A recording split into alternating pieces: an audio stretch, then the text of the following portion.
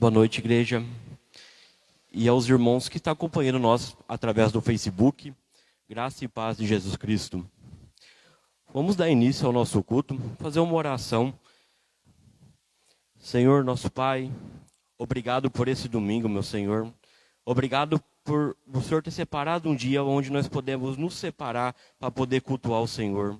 Que o Senhor faça presença nesse culto, meu Pai, tanto aqui para as pessoas que estão presencialmente, como para as pessoas que estão nos acompanhando através da tecnologia, através do Facebook. Que o Senhor abençoe, meu Pai, cada um que está ouvindo esse culto, meu Senhor, tanto agora como naqueles que vão escutar depois, meu Senhor. Que o Senhor nos concede graça nesse momento, onde nós podemos cultuar o Senhor, fazer um culto verdadeiro, um culto de adoração ao Senhor. Muito obrigado, em nome de Jesus. Amém.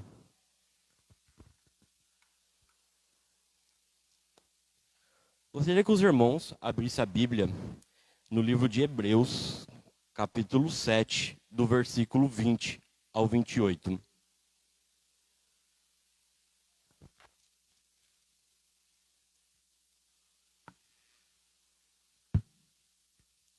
Antes de nós fazer a leitura bíblica, eu queria passar um recado para a igreja, né? Os irmãos sabem que nós estamos passando por esse momento de isolamento social. Então, quando os irmãos foram ao banheiro ou tomar água, sempre tem um frasco de álcool para vocês poderem se higienizar, para vocês terem mais cuidado com os irmãos que vão depois e com vocês mesmos. Assim nós podemos evitar que o vírus se espalhe pelos membros da igreja, tá? Então, que Deus abençoe vocês nesse culto, para que nós podemos respeitar um ao outro, para que nós podemos fazer da melhor forma possível. Gostaria que os irmãos ficassem de pé para nós fazer a leitura bíblica. Como os irmãos estão usando máscara, eu vou fazer a leitura sozinho, acho que fica mais fácil para nós. Repetindo Hebreus, capítulo 7, versículo 20 ao 28. E Cristo, que não é sem prestar juramento, porque aqueles sem juramento são feitos sacerdotes, mas este com juramento por aquele que disse: o Senhor jurou e não se arrependerá, tu és sacerdote para sempre. Pois isso mesmo, Jesus se tem tornado fiador e superior aliança. Ora, aqueles que são feitos sacerdotes em maior número, porque são impedidos pela morte de continuar. Este, no entanto, porque continua para sempre, e o seu sacerdócio é imutável. Por isso também pode salvar totalmente os que eles se chegam a Deus, vindo sempre para interceder por eles. Com efeito, nos convinha um sumo sacerdote como este, santo, inculpável, sem mácula, separado dos pecadores e feito mais alto do que os céus, e que não tem necessidade, como os sumos sacerdotes, de oferecer todos os dias sacrifício, primeiro por seus próprios pecados e depois pelo do povo, porque fez isso uma vez por todos, quando a si mesmo se ofereceu. Porque a lei constitui sumos sacerdotes a homens sujeitos à fraqueza, mas a palavra do juramento que foi posterior à lei constitui o Filho perfeito para sempre. Os irmãos podem se sentar, por favor. Jesus é o responsável pela nova aliança e o nosso fiador. Jesus é o sacerdote imutável, santo, inculpável, sem mácula, separado do pecado. Jesus não teve a necessidade de se oferecer um sacrifício para si mesmo, pois ele não tinha pecado como os sacerdotes da linhagem anterior. Ele ofereceu a si mesmo como sacrifício perfeito perante Deus, uma única vez, para todo sempre. Pois Jesus, ao mesmo tempo, ele é sacerdote e um sacrifício perfeito. Cristo, ele continua para sempre e não está sujeito à morte. A sepultura foi derrotada. Ele pode, portanto, salvar totalmente, completamente até o fim, isto é, eternamente. Do mesmo modo, sua intercessão pelos seus não tem fim. Esses ministérios são garantidos pelo seu próprio caráter, como nós vimos. É santo, inculpável, sem mácula e separado do pecado. Pois hoje nós temos a oportunidade de se reconciliar a Deus, através da nossa oração. Pois Cristo morreu na cruz, sendo o Cordeiro perfeito, sem máculas, sem pecado, podemos ter acesso ao Pai e orar e pedir perdão pelos nossos pecados. Este é o momento em que nós arrependemos e confessamos nossos pecados ao Senhor. Vamos orar individualmente, confessando nossos pecados, e depois de um minuto eu vou fazer uma oração coletiva por nós.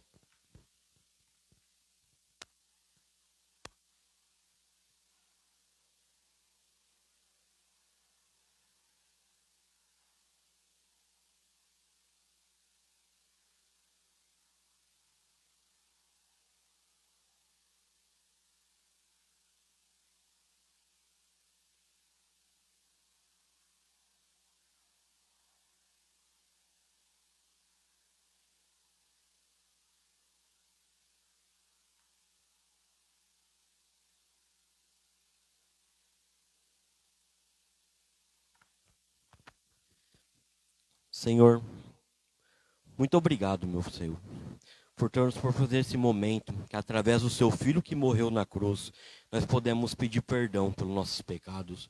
Esse momento onde nós se arrependemos daquilo que nós fazemos de errado, aquilo que machuca a sua santidade, meu Deus. Somos pecadores, falhos, e só com a sua ajuda, através do Espírito Santo, nos ajudando no nosso processo de santificação, que nós se tornamos melhores, meu Pai.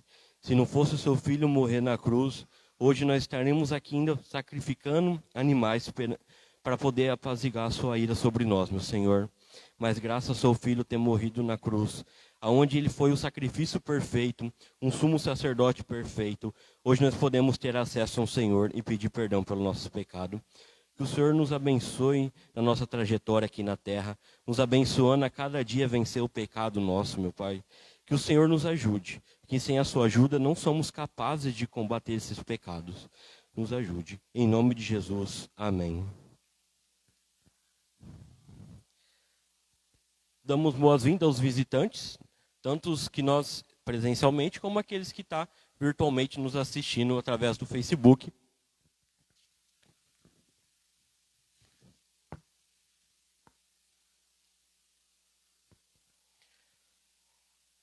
Gostaria que os irmãos abrissem o Evangelho de João, no capítulo 20, no versículo 30 ao 31.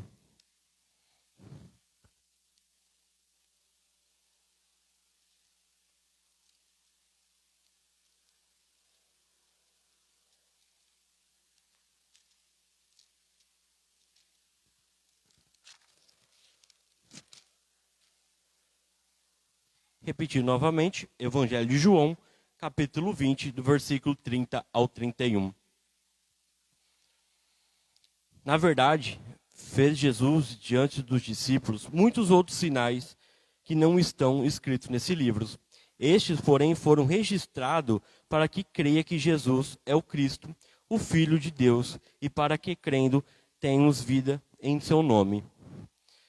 Você pode ter lido vários contos de fadas, escrito por seres humanos, visto cada filme de suspense, cada história sobre fantasma, e nunca encontrará nada tão chocante ou incomum, misterioso e fascinante como a história da encarnação do Filho de Deus. Quão mortos nós estamos, quão indiferentes, insensíveis à sua glória e à sua história nós estamos. Quantas vezes precisamos nos arrepender e dizer: Deus, lamentamos que as histórias que os homens têm inventado comovam mais os nossos corações e as nossas emoções do que o temor que eu tenho pelo Senhor. E a nossa admiração e a nossa alegria do que a própria história real, a história do Filho de Deus. Quando Jesus disse: para isso eu vim ao mundo, e ele disse algo tão fora do normal, incomum, inusitado e misterioso, quanto qualquer afirmação de ficção científica que você já leu.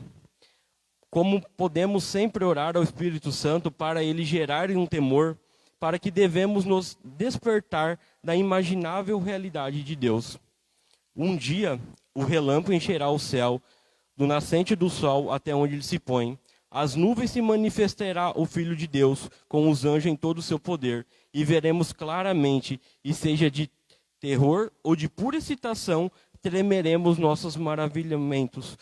Sobre nós vivemos tanto tempo com um Cristo tão manso e inofensível. Essas coisas foram escritas, não só o Evangelho de João, mas sim o Novo Testamento inteiro, para que nós creia que Jesus é Filho de Deus e que ele veio ao mundo para nos salvar. Esse é o momento onde que nós devemos cada vez refletir e nós saber que a Bíblia ela tem que ser lida, ser estudada, para que nós podemos a cada dia mais aperfeiçoar a nossa vida aqui na terra, para que nós cremos que Jesus é Filho de Deus e que através dele nós temos salvação. Eu gostaria de chamar o presbítero Rafael para nós podermos cantar o hino 177, Firmes na Promessa.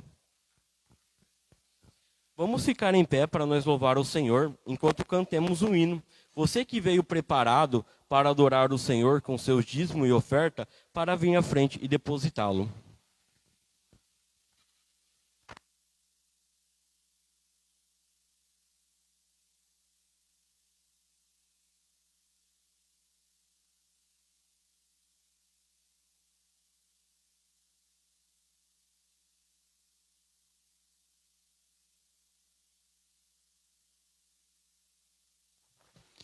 Boa noite, irmãos. Graça e paz a todos.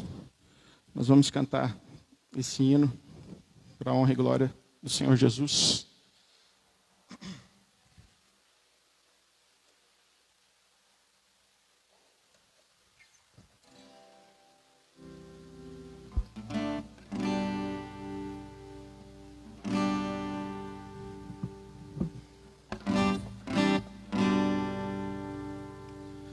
Firme nas promessas do meu Salvador, cantarei louvores ao meu Criador. Fico dos séculos do seu amor, firme nas promessas de Jesus. Firme, firme, firme nas promessas de Jesus, meu mestre.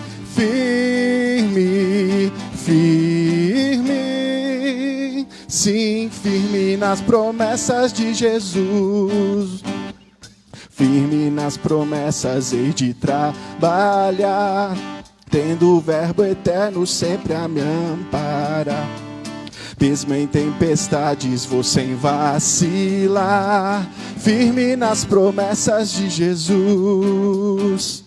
Firme, firme, firme nas promessas de Jesus, meu mestre. Firme, firme, sim, firme nas promessas de Jesus.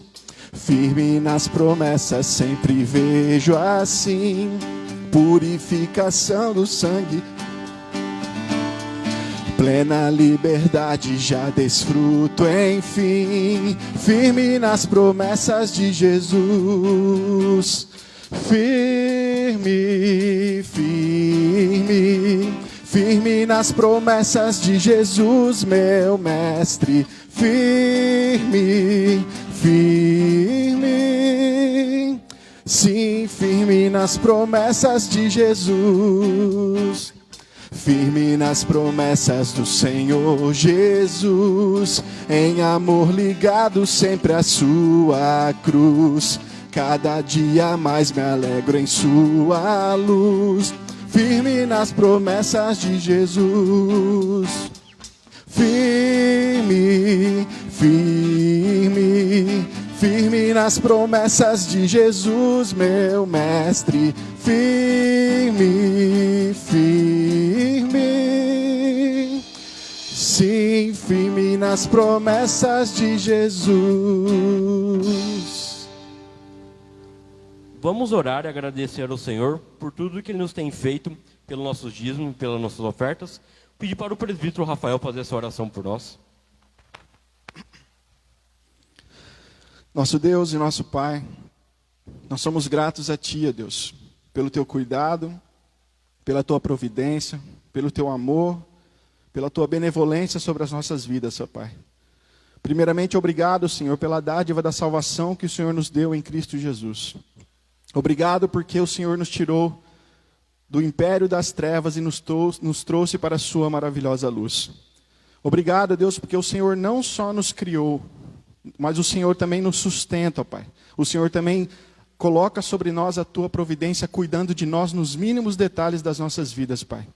Obrigado, Senhor, porque nós temos o que comer, nós temos o que vestir, nós temos um teto sobre as nossas cabeças. Obrigado porque nós temos o suficiente até para repartir com aqueles que necessitam, Pai. Obrigado, Deus, porque em tempos de pandemia o Senhor tem nos guardado.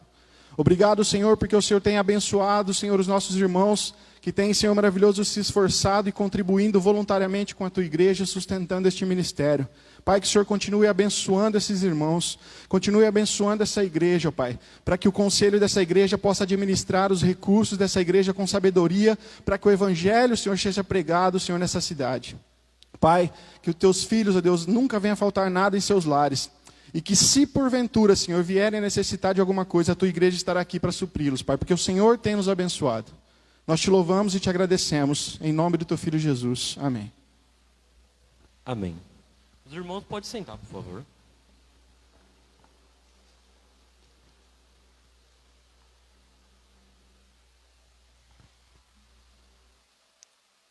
Vamos fazer nosso momento de intercessão. Gostaria de pedir para o nosso presbítero André, para ele fazer esse momento por nós, onde que nós podemos orar por todas as pessoas que estão passando por dificuldade nesse fim de ano, tanto com a saúde ou falta de emprego, para que Deus nos supra nesse momento de dificuldade que estamos passando. Pelo nosso pastor que está em viagem, gozando do seu momento de férias, e para os outros irmãos também que estão viajando, que alguns nos avisaram, alguns outros não.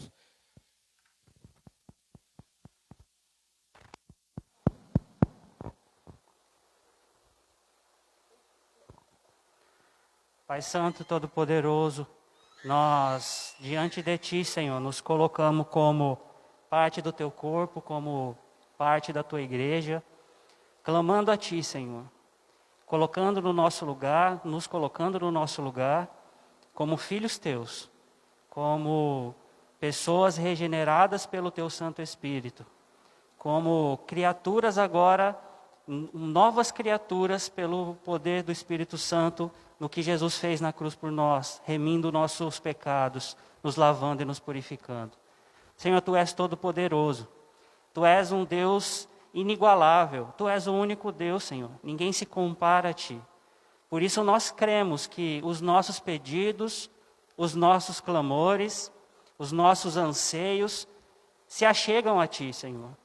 E é nessa fé que nós intercedemos, Senhor, por todas as pessoas que sofreram, que estão sofrendo por causa do coronavírus, aqueles que perderam familiares, aqueles que ficaram com sequelas, com parentes e amigos que não conseguiram melhorar totalmente, todos aqueles, Senhor, que ainda não conhecem o Senhor verdadeiramente e não entendem quão grande sofrimento é morrer sem estar com o Senhor. A Ti nós clamamos, Senhor, não pelo Brasil, mas pelo mundo todo.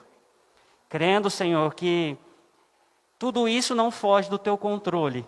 Crendo que há algum propósito, Senhor, para que tudo isso aconteça. Então nós Te glorificamos, mas ainda não entendemos qual é o propósito e por isso clamamos a Ti pela Tua misericórdia. Aos nossos amigos e familiares, Senhor, como de toda a nossa igreja, os nossos irmãos, os santos que têm espalhados pelo mundo. Livra-nos do mal, Senhor. Guarda as nossas vidas, guarda as vidas dos nossos irmãos, guarda as vidas dos familiares deles, Senhor. Muitos estão em local de missões, muitos estão se colocando à risca e à prova em lugares que não faz parte não é a sua terra. Além de enfrentar o perigo de ser um missionário, as dificuldades de ser um missionário, tem que enfrentar também essa pandemia na situação que estamos hoje. Haja com misericórdia para com os nossos irmãos, Senhor. E todos aqueles, Senhor, ó, que nós, da nossa cidade, do nosso país, que nós sabemos, conhecemos, e até os que não conhecemos, que eles não sofram além do que tem que sofrer, Senhor, por causa do Teu poder, por causa do Teu controle. Mas eu creio, Senhor, que devido toda a essa situação no mundo, o mínimo que o Senhor está fazendo é trazendo o arrependimento para as pessoas. Então, Senhor, vem com arrependimento à nação brasileira. Vem com arrependimento ao mundo, Senhor. Vem com arrependimento ao nosso estado. Vem com arrependimento à nossa cidade. Porque esse é o princípio das dores. Rumores de guerra, rumores de problemas naturais, de situações assim. O Senhor mesmo disse, o nosso mestre disse, que isso só seria o princípio do fim. E isso não é para marcar cronologicamente o tempo da sua chegada, mas é para dizer claramente que o Senhor está para voltar, que o Senhor vai voltar, e que o Senhor quer que o seu evangelho seja pregado em todas as nações, até que o Senhor venha. Então, ainda assim, Senhor, nos fortaleça, para que nós passemos por esse período de pandemia, para que nós possamos nos encher ainda mais do Teu Espírito Santo, para fazermos o nosso papel como igreja, cumprirmos a nossa missão, que é pregar o Evangelho e fazer discípulos. Nós pedimos que o Senhor abençoe as famílias da nossa igreja, os familiares, aqueles irmãos que estão aqui nesse momento, estão passando por algum tipo de dificuldade, os nossos irmãos que estão acompanhando pela internet a nossa live. E também, Senhor, abençoa a vida do nosso pastor e da Cleia. Eles que são muito amados por nós e são preciosos aos Teus olhos. Eles que, Senhor, têm nos ajudado a ficar no Teu caminho e a andar segundo a Tua vontade. Cuida deles, Senhor. Livra eles do mal. E, Senhor, nesse período, permaneça com eles em plena saúde, em pleno vigor físico, descansando a mente, descansando o espírito, descansando o corpo, Senhor, e aproveitando a família. E, Senhor, por fim, traga eles com segurança no devido tempo. É assim que nós oramos, crendo que o Senhor há de responder às nossas orações, pelo poder do Espírito Santo, em nome de Jesus. Amém. Amém. Continuamos adorando o Senhor. Nosso conjunto vai louvar o Senhor. Nós podemos louvar junto com eles nesse momento.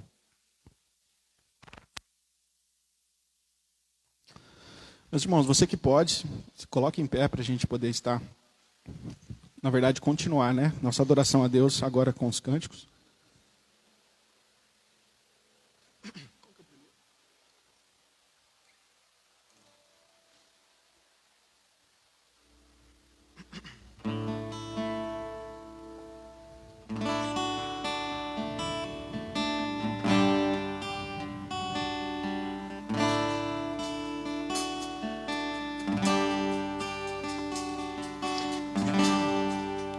Ele não tinha qualquer beleza ou majestade para nos atrair. Nada havia em sua aparência para o desejarmos.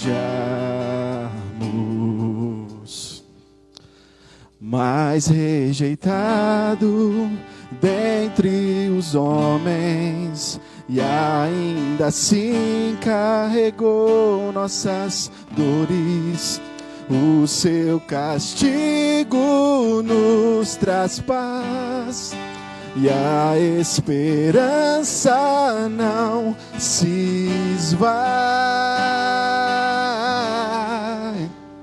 A oferta pela culpa Ele ofereceu para satisfazer o Criador. Ele morreu para que a sua luz em nós pudesse brilhar. O Filho do amor se entregou em nosso lugar. Mas rejeitado dentre os homens, e ainda assim carregou nossas dores.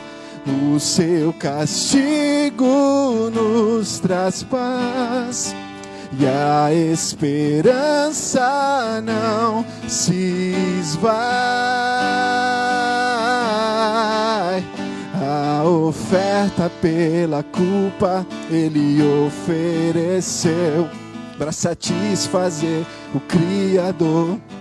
Ele morreu para que a sua luz em nós pudesse brilhar. O Filho do amor se entregou em nosso lugar. És o Cordeiro que pelos nossos pecados foi esmagado sem dizer uma só palavra, se entregou aos cravos, derramou sua vida até a morte, provando a ira amarga pra nos dar sua doce graça e nos fazer viver. Louvado seja o teu nome, Senhor Jesus, que tu és o Cordeiro de Deus, que morreu para nos dar vida, que morreu para nos religar ao Pai, que morreu para que nossos pecados fossem perdoados. Obrigado, Senhor Jesus, tu és o Cordeiro perfeito de Deus. Ainda de pé, irmãos, nós vamos cantar outra canção que é bem conhecida também da igreja. Falamos que Jesus é o Cordeiro de Deus, que morreu por nosso lugar, e agora vamos cantar que Ele vive, porque Ele vive e reina para todos sempre, e por isso que nós podemos então crer no amanhã. Porque Ele vive, posso crer no amanhã. Porque Ele vive, temor não há. Mas eu bem sei, eu sei que a minha vida está nas mãos do meu Jesus, que vivo está. Deus enviou seu Filho amado para nos salvar e perdoar. Na cruz morrer por meus pecados, mas ressurgiu e vivo com o Pai está. Porque Ele vive, posso crer no amanhã. Porque Ele vive, temor não há. Mas eu bem sei, eu sei que a minha vida está nas mãos do meu Jesus, que vivo está. E quando enfim chegar a hora em que a morte enfrentarei, sem medo então terei vitória, verei na glória o meu Jesus, que vivo está. Porque Ele vive, posso crer no amanhã. Porque Ele vive, temor não há. Mas eu bem sei, eu sei que a minha vida está nas mãos do meu Jesus, que vivo está.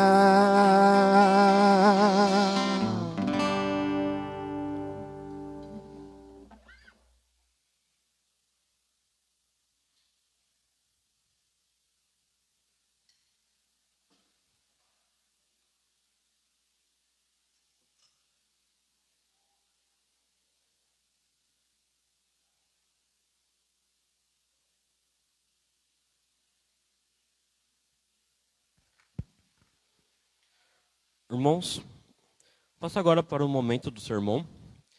Queria que os irmãos abrissem a Bíblia na Epístola de Colossenses, capítulo 1, do versículo 1 ao 8.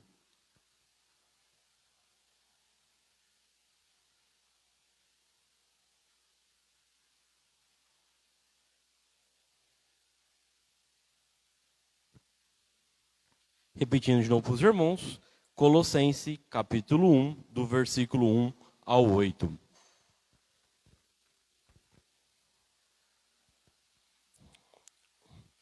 Vou ler aqui para os irmãos. Paulo, apóstolo de Cristo Jesus, por vontade de Deus, irmão Timóteo, aos santos e fiéis irmãos em Cristo, que se encontram em Colosso, graça e paz a vós outros, da parte de Deus, nosso Pai. Damos sempre graças a Deus, Pai de nosso Senhor Jesus Cristo, quando oramos por vós, desde que ouvimos a vossa fé em Cristo Jesus e do amor que tendes para com todos os santos, por causa da esperança que vós está preservada nos céus, da qual antes ouviste pela palavra da verdade do Evangelho, que chegou até vocês, como também em todo o mundo está produzindo fruto e crescendo. Tal acontece entre vós, desde o dia que ouviste e entendesse a graça de Deus na verdade, segundo fostes instruído por Epáfras, nosso amado conservo, e quando a vós outros, fiel ministro de Cristo, o qual também nos relatou do nosso amor no Espírito. Vamos orar nesse começo. Senhor nosso Pai, obrigado por o Senhor ter se revelado através das Escrituras, onde vários anos se passaram e nós temos aqui, meu Pai, vários livros na nossa Bíblia, onde nós podemos aprender sobre Ti, aprender sobre as igrejas e podemos aplicar no nosso dia de hoje. Porque a palavra de Deus ela é viva e ela serve para todos os momentos da história. Que o Espírito Santo nos ajude a dar um entendimento para esse começo dessa epístola. Que o Espírito Santo me use para mim poder passar para os irmãos o entendimento onde nós podemos aplicar nos nossos dias esse começo da epístola. Em nome de Jesus, amém.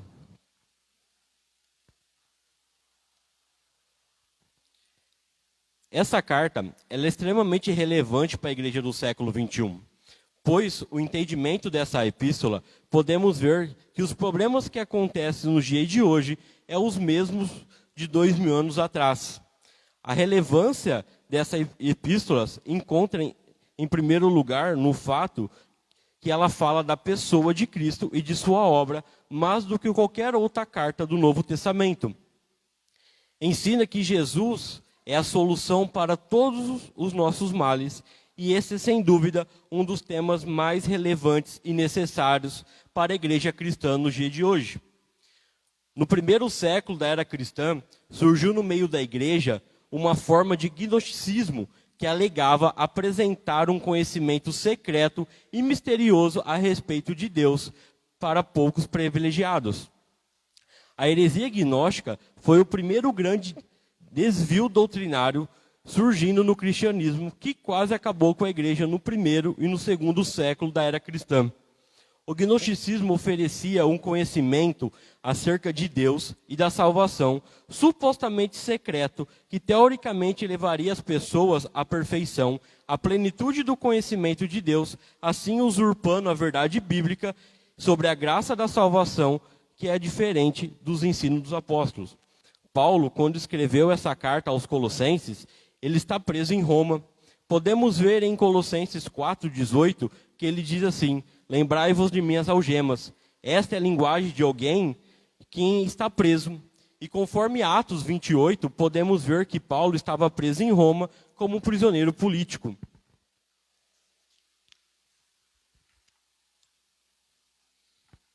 Uma nota arqueológica: a cidade de Colosso, no dia de hoje, ela fica localizada no sul da Turquia, que antes era chamada de Ásia Menor.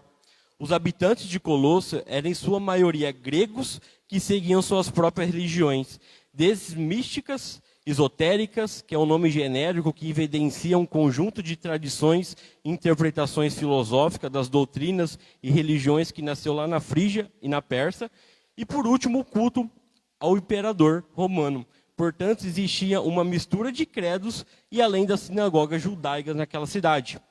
Este era o cenário da cidade de Colosso. Podemos ver que Epáfras, que foi o responsável de ir ao apóstolo para ir atrás de ajuda para sua congregação, podemos ver que ele tinha muito trabalho no seu ministério.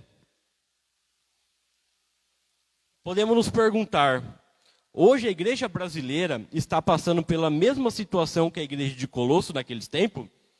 Paulo, quando ouviu de Epáfras que a situação da igreja em Colosso, em especial os problemas que estava enfrentando, por isso ele escreve essa carta, a qual começa agradecendo a Deus, porque os colossenses estão firmes, ouviram o evangelho, têm fé no Senhor Jesus, amor para com todos os santos e consciência da esperança.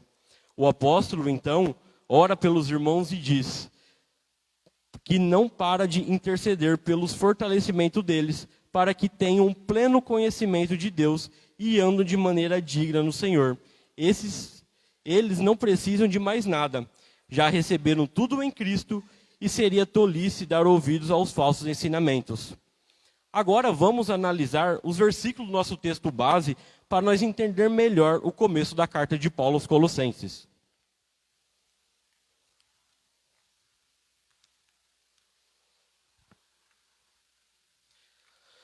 Aqui nós podemos ver no versículo 1 e 2, o apóstolo Paulo, no início de sua carta, ele apresenta sua autoridade, mostrando ser apóstolo de Cristo, pela vontade do próprio Deus. Pois o apóstolo ele não conhecia os irmãos pessoalmente, pois quem plantou naquela cidade, aquela igreja, foi o irmão Epáfras. Então ele tem a necessidade aqui de começar a sua carta mencionando a sua autoridade perante os irmãos. A carta de Colossenses segue o padrão das epístolas de sua época, nos quais o autor se apresenta, profere uma bênção sobre os leitores da carta.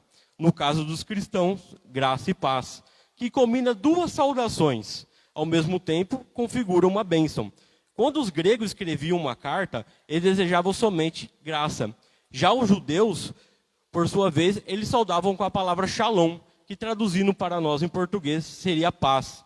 Paulo combina os dois elementos, graça e paz, uma saudação que geralmente costumava usar, que normalmente nós usamos até hoje também para cumprimentar os irmãos. Paulo chama os irmãos de santo e fiéis. O termo santo aqui, ao qual ele aplica nessa carta, é muito honroso, mas ao denominá-los irmãos fiéis, com isso ele tenta agradá-los para que ouçam de boa vontade os seus ensinamentos. Apesar de a igreja local estar sofrendo a influência daqueles que eu mencionei na introdução desse sermão, o gnosticismo, a igreja ainda não havia ter caído por completo aos ensinos dos falsos mestres, que difundiam, pelo contrário, estava resistindo. Alguns poucos estavam sendo influenciados, mas em sua maioria, os membros daquela igreja ainda estavam firmes na palavra de Deus e no evangelho. Por isso, ele estava com Paulo na prisão, Epáfras, né? E ele estava estava junto com Timóteo, que era seu ajudante, o filho na fé de Paulo e seu assistente. Então nós podemos ver nesse pequeno trecho aqui que Paulo ele chama os irmãos de fiéis, já encorajando eles pelo que eles estão passando, que ainda eles não caíram na heresia, que ainda eles se podem consertar perante Deus e voltar aos ensinamentos onde Epáfras ensinou para eles a verdadeira graça de Deus. Agora que no versículo 3, eu vou até ler aqui para os irmãos: damos sempre graças a Deus, Pai de nosso Senhor Jesus, quando oramos por vós. Aqui nesse versículo 3, nós podemos tirar a nossa primeira lição de aprendizagem, que é sempre dar graças a Deus. Podemos ver que o apóstolo está iniciando uma oração que começa aqui no versículo 3 e vai até o versículo 8, a primeira parte, e onde ele dá graças pelos cristãos de Colossos. E a segunda parte do dos versículos 9 ao 12, é a segunda parte da oração, aonde ele pede a Deus pelos irmãos daquela cidade. A nossa lição de aprendizagem, que em nossas orações, sempre devemos primeiro agradecer a Deus pela graça que Ele tem nos proporcionado, por tudo que Cristo fez por nós e que ainda vai fazer, e depois falar dos nossos pedidos pessoais ou coletivos. Paulo nos ensina que em todos os nossos momentos, como alegrias ou tristezas, como essa tristeza que estamos passando nesse momento, onde o nosso mundo é assolado pelo vírus do Covid-19, sempre devemos lembrar da bondade divina, visto que tudo o que nós temos foi feito e proporcionado por Cristo. Além disso, ele nos ensina por seu exemplo, Cristo, onde ele não precisava morrer pelos nossos pecados, mas mesmo sendo o Criador de tudo, ele nos concedeu essa graça, que nós reconciliamos com a gratidão eterna, que pelo que Cristo nos fez, pois sozinhos nós nunca vamos alcançar a salvação.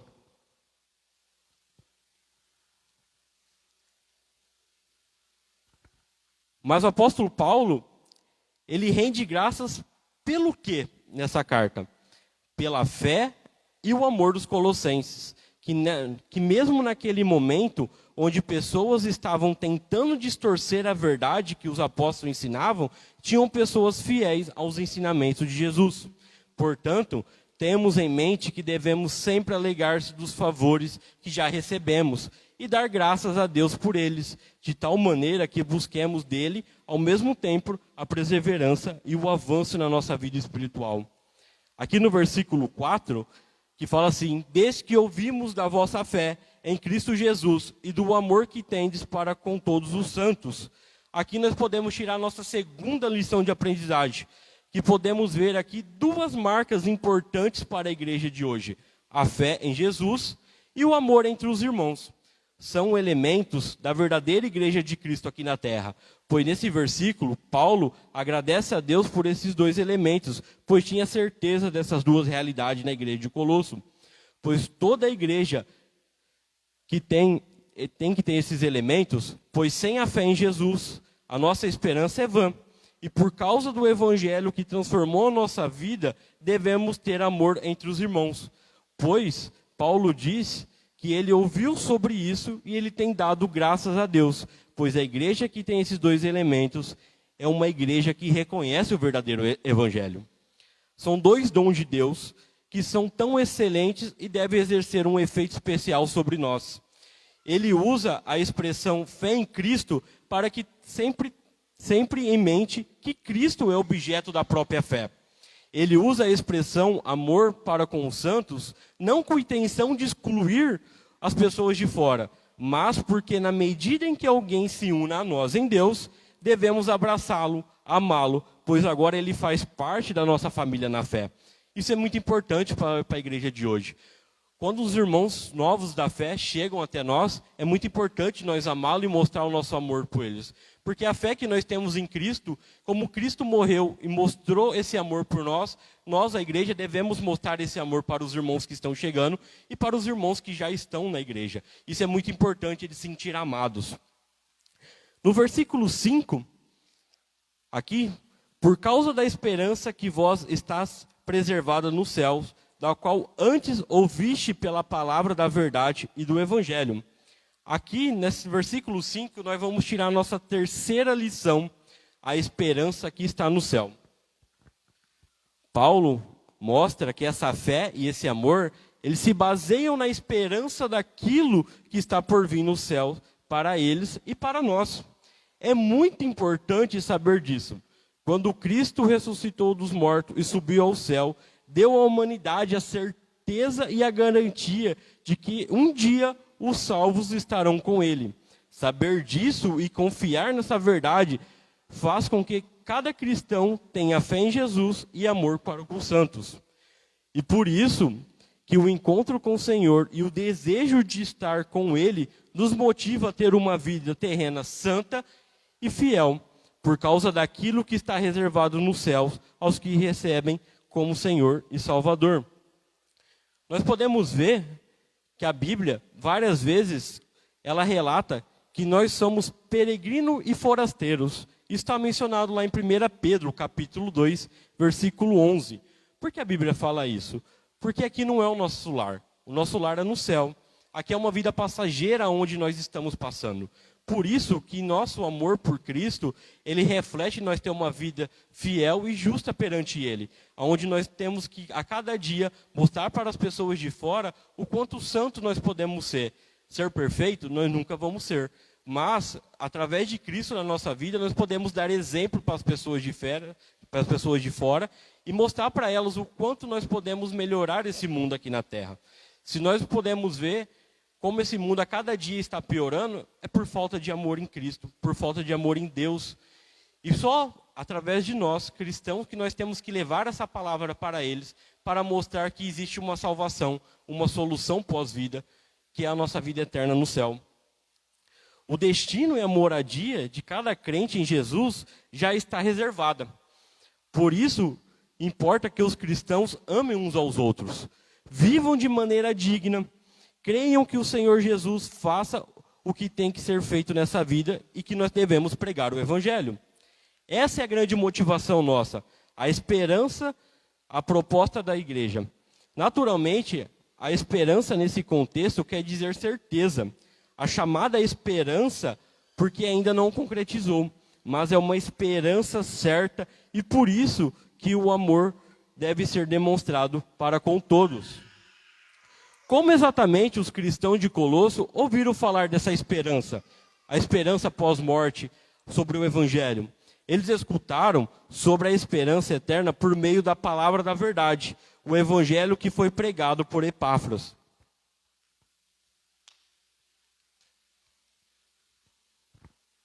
O termo verbal de ouviste remete ao passado. Assim foi provavelmente antes da heresia de Colosso chegar naquela igreja, que seus membros ouviram a autêntica programação das boas novas. Então Epáfras, quando ele foi pregar a cidade de Colosso, ele ensinou a verdade bíblica sobre a graça, sobre a salvação, que só através de Cristo podemos alcançar a salvação. Mas depois disso, várias pessoas começaram a ter pensamentos errados e ensinar dentro da igreja sobre o gnosticismo, né, que é essa heresia que eu mencionei no começo do sermão, onde eles estavam usurpando da verdade bíblica e ensinando coisas que não faziam parte do Evangelho.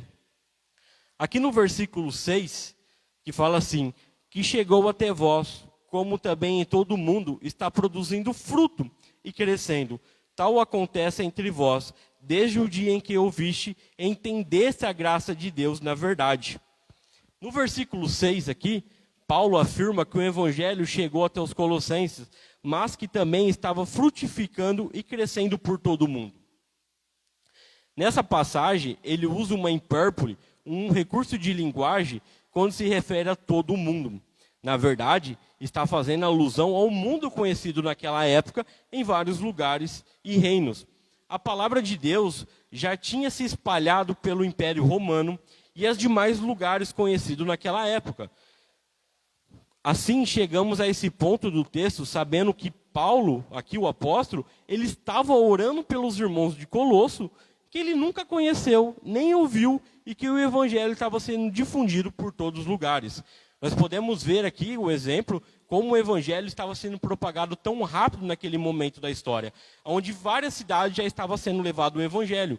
Como aqui o apóstolo Paulo estava escrevendo uma carta à igreja de Colosso, um lugar onde ele não tinha implantado, não conhecia os seus membros, que foi através de outra pessoa que foi implantada. E não demoraria muito, e o cristianismo ele seria conhecido pelos imperadores romanos como uma religião oficial do império, como aconteceu pela graça do nosso Deus no ano 313. O imperador Constantino deu liberdade de culto aos cristãos, e a partir de então, o cristianismo começou a se tornar a religião oficial do Império Romano e começou a crescer a cada vez mais e se espalhando por todo lugar pela graça de Deus. Aqueles cristãos ouviram o evangelho por intermédio de Epáfras, creram naquela mensagem e se tornaram parte da grande multidão de milhares e milhares que no mundo inteiro ouvia as boas novas e criam no Senhor Jesus. E assim ainda hoje. A cada dia que passa, novas pessoas estão levando o evangelho para fora. Não só na nossa cidade de Penápolis, onde várias pessoas pregam o evangelho, mas como vários missionários que vão para determinados lugares do mundo, onde ainda não existe igreja, não existe cristão, e eles colocam a sua vida em risco para levar o evangelho. Isso é um exemplo para nós. Muitas vezes nós não temos a oportunidade de ir para fora, mas podemos ajudar eles através de orações, através de ofertas, e com incentivo para essas pessoas poderem levar o evangelho para cada vez mais pessoas.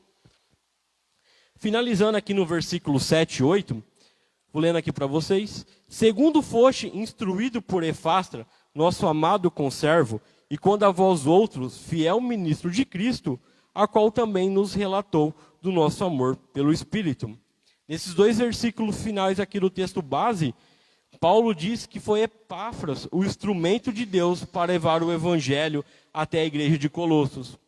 Em linhas gerais, ele está agradecendo a Deus pelos colossenses, como se tivesse, em resumo, toda vez que oro a Deus, dou graças a Ele por vocês, porque Epáfras me contou que lhe pregou o evangelho, que vocês creram, receberam essa palavra da verdade, que é diferente dessa mentira que estão escutando.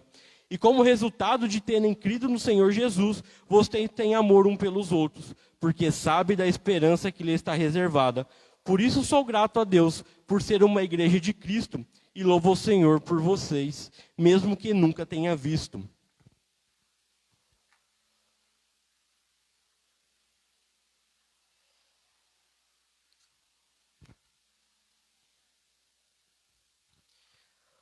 Irmãos, podemos agora aplicar o que nós aprendemos até agora na nossa vida, no nosso dia a dia. Ainda que a igreja tenha vencido lá no passado a batalha contra o gnosticismo, a ideia de que existe um conhecimento secreto sobre Deus, algo que vai além do revelado nas Escrituras, e o que o Senhor teria reservado para uns poucos privilegiados, continua ao longo da história. E a igreja ainda ela sofre por esses problemas. E faz parte de muitas teologias ainda defendidas nos nossos dias de hoje. Muitas igrejas que se dizem evangélicas têm aplicado dessa técnica de ter uma revelação especial, onde que a salvação só se encontra em uma determinada igreja e que fora dela não há salvação.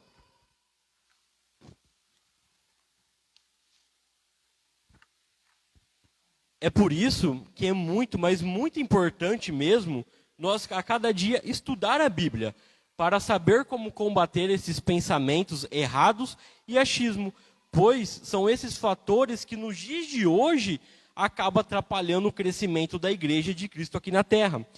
Pois somos chamados para estar preparados, para responder a todo aquele que nos pedir razão da esperança que há em nós. Estudar lá em 1 Pedro, capítulo 3, versículo 15. Somos embaixadores do reino aqui na terra. A nossa igreja é uma representação do céu aqui na terra. Por isso devemos sempre estar preparados para ensinar sobre a pessoa e obra de Cristo. Muitas pessoas ficam machucadas espiritualmente porque pessoas sem conhecimento bíblicos acabam falando coisas que não fazem parte do evangelho pregado por Jesus. Eu posso dar um exemplo pessoal do contexto de onde eu vim antes de conhecer a fé reformada, onde a igreja se denominava a única igreja certa, a igreja onde só há salvação através de lá, onde muitas pessoas acabam conhecendo Cristo, mas não o verdadeiro Cristo, não o verdadeiro Deus da Bíblia, onde achismos são pregados, momentos onde as pessoas leem a Bíblia, mas não conseguem ter uma interpretação corretamente. Várias seitas hoje, a cada dia, estão se surgindo no Brasil e no mundo, onde pregam um Cristo que não é o verdadeiro Cristo da Bíblia, o Cristo onde que é só através dele a salvação, onde que nós podemos fazer o que for aqui na terra, nós nunca vamos conseguir a salvação. E muitas igrejas que dizem evangélica colocam um peso na frente, nas pessoas, é onde eles têm que trabalhar, lutar para conseguir a salvação em Cristo. Mas a Bíblia não ensina isso. Isso é uma usurpação da palavra de Deus, aonde nós podemos ver através da Bíblia que o único meio e caminho para alcançar o céu é Cristo, que só através dele que há salvação e que nós não podemos, que nós por conta própria nunca vamos conseguir nada. Hoje a igreja verdadeira, para ela resolver esse problema que nós estamos enfrentando no século 21, temos que proclamar a pessoa e obra de Jesus a cada momento. pois Cristo é o Senhor sobre tudo e que nele todas as coisas foram criadas. Ele criou todas as coisas com ele e está acima de toda a criação. Jesus é a solução para todos os nossos males. E este é, sem dúvida, um dos temas mais relevantes e necessários para a igreja cristã no dia de hoje. Porque hoje, nas igrejas, Cristo ele passa por longe nas pregações, onde o mais importante é sobre a vida financeira, sobre as conquistas desse mundo. Mas o mais importante não é conquistar nada nessa terra, mas sim garantir a nossa salvação em Cristo, aonde através que Cristo morreu na cruz, nós podemos alcançar a salvação. Ele nos propôs um meio de salvação. Nós só estamos aqui na terra para cumprir a sua vontade, que é o fazer o quê? Levar a palavra de Jesus para aquelas pessoas que não creram ainda, e aonde nós temos que orientar, discipular, e a cada dia ensinar essas pessoas para que eles creiam que Jesus é o Senhor e Salvador. Como podemos ver que hoje estamos passando por esse problema de ordem mundial, o Covid, e nós cristãos sabemos que a esperança que Cristo nos dá e a segurança da nossa salvação é muito importante para nós passar por essas provas que estamos passando. Pois aprendemos que sempre devemos dar graças a Deus por tudo que Ele tem nos proporcionado e fortalecido nesse momento de pandemia. Que só a fé em Jesus Cristo e o amor que temos um pelos outros é nosso alicerce de segurança. E a esperança que temos que Cristo pagou as nossas dívidas perante o Pai, que agora temos a segurança de nossa salvação e entrada garantida no seu reino. Somente Cristo é o suficiente para nós e não precisamos acrescentar mais nada. Pois acrescentar a Cristo alguma coisa é negar a sua pessoa e obra. Essa é a mensagem que precisa ser ouvida no dia de hoje, que Cristo é Senhor de tudo. Nós não precisamos inventar fardos para as pessoas virem para a igreja, não precisamos colocar obstáculos para eles alcançar alguma coisa. Simplesmente devemos pregar Jesus e sua obra. Isso já é o suficiente para nós levar o evangelho para as pessoas. Isso é muito importante no nosso dia de hoje, porque isso está passando de longe nos púlpitos de muitas igrejas no Brasil e no mundo lá fora, onde aquele problema que Paulo estava resolvendo lá no começo da igreja, hoje nós temos que resolver também. Para nós concluirmos agora, uma vez que detém o verdadeiro conhecimento, isso necessariamente tem que se traduzir em prática na nossa vida. Ele defende que por ter um pleno conhecimento de Deus, a consequência deve viver de maneira digna dele.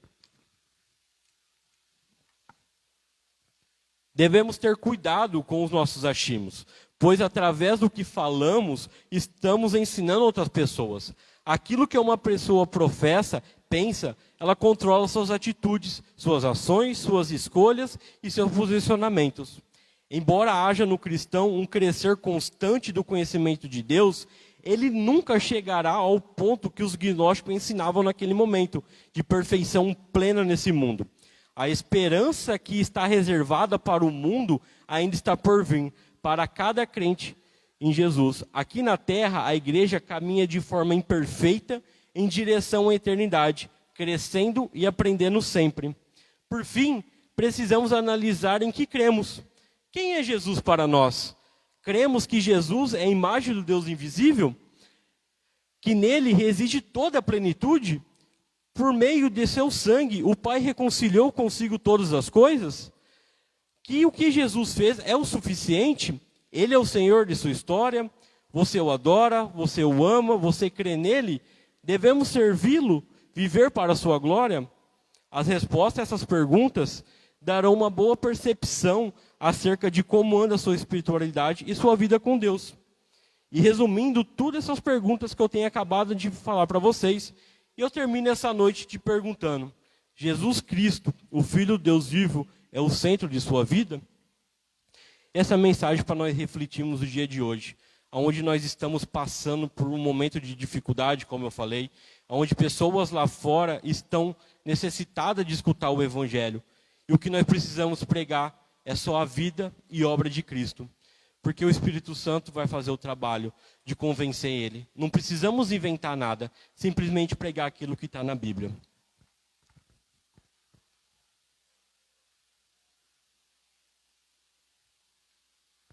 Para nós finalizar o nosso culto, fazer uma oração de encerramento. Fechar os nossos olhos. Senhor, nosso Pai, obrigado, meu Pai, por o Senhor ter preservado a sua palavra até o momento de hoje. Aonde, através da Bíblia, nós podemos ter encorajamento. Aonde nós aprendemos a cada momento de leitura que nós devemos levar o Evangelho para aquelas pessoas que não conhecem ainda, meu Pai.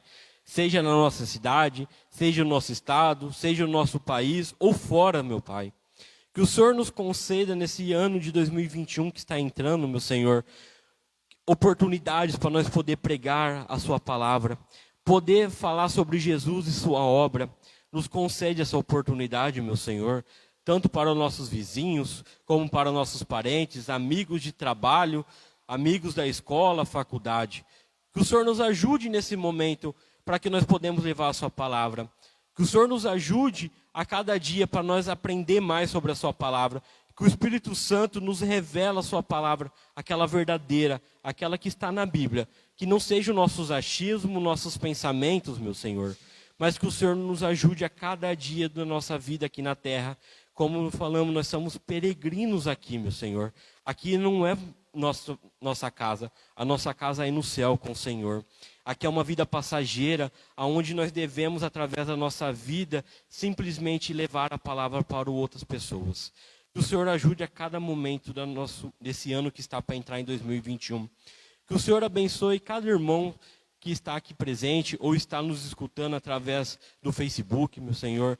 Que nós passamos o final de ano abençoado, onde nós podemos colocar a nossa vida em 2021, ter uma vida mais santa perante Ti, uma vida mais digna perante Ti, meu Senhor. Que o Senhor nos conceda sabedoria para que nós podemos aperfeiçoar a nossa vida. Muito obrigado, em nome de Jesus. Amém.